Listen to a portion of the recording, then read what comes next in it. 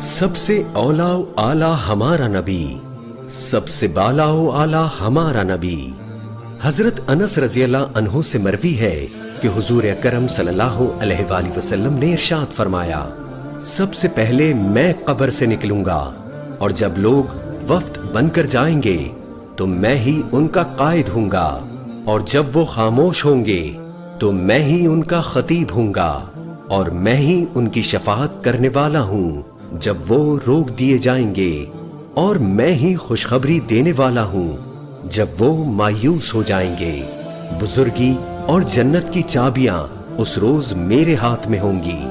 میں اپنے رب کے ہاں اولاد آدم میں سب سے زیادہ مکرم ہوں۔